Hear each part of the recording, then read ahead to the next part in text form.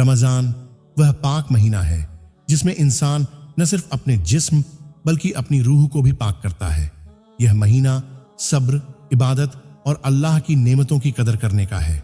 पूरे दिन रोजे की हालत में भूख और प्यास सहने के बाद जब इफ्तार का वक़्त आता है तो हर मोमिन के दिल में एक खास खुशी और सुकून होता है। इस महीने में इफ्तार और सहरी के खाने का एक अलग ही लुत्फ होता है और जब इसमें गोश्त शामिल हो तो खाने का मजा और बढ़ जाता है।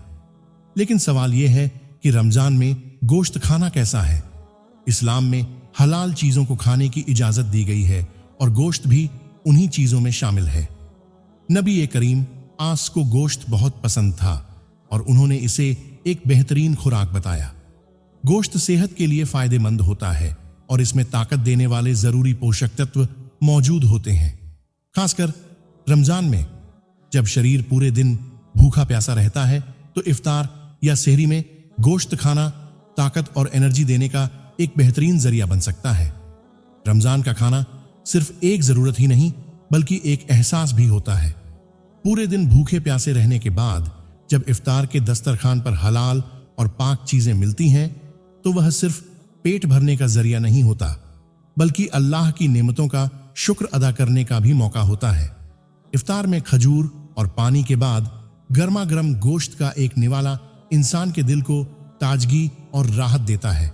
गोश्त की किस्में और रमजान में उनकी अहमियत मटन, बकरी का गोश्त हल्का और जल्दी हजम होने वाला होता है।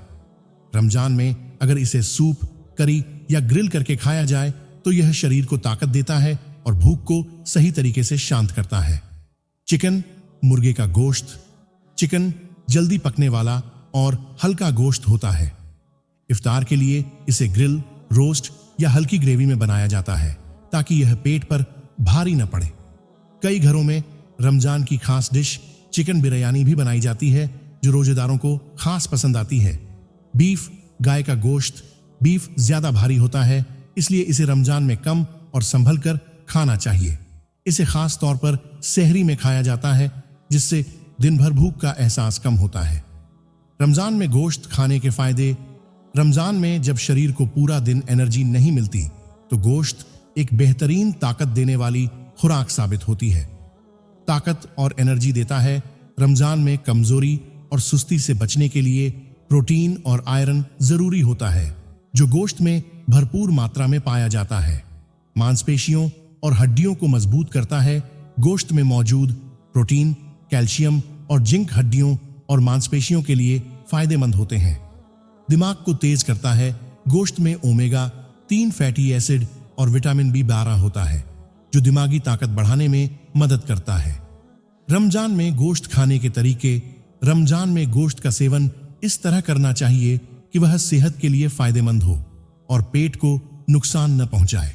हल्की ग्रेवी या ग्रिल किया हुआ गोश्त तलने या ज्यादा मसालेदार बनाने के बजाय ग्रिल या स्टीम करके खाना बेहतर होता है। तली हुई चीजों से बचें। रमजान में ज्यादा तली हुई चीजें खाने से पेट में भारीपन और एसिडिटी हो सकती है। सही समय पर खाएं। इफ्तार के तुरंत बाद भारी गोश्त खाना नुकसानदेह हो सकता है इसलिए पहले हल्की चीजें खाएं और फिर गोश्त लें।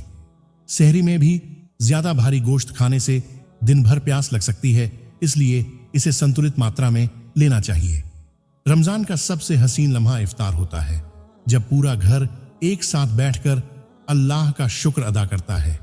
जब माँ अपने हाथों से गोश्त की लजीज डिश बनाती है, जब बाप अपने बच्चों को पहला निवाला खिलाता है, जब बहन भाई के लिए गोश्त का खास पकवान बनाती है तो यह सिर्फ खाने का हिस्सा नहीं बल्कि मोहब्बत और अपनापन जताने का तरीका होता है।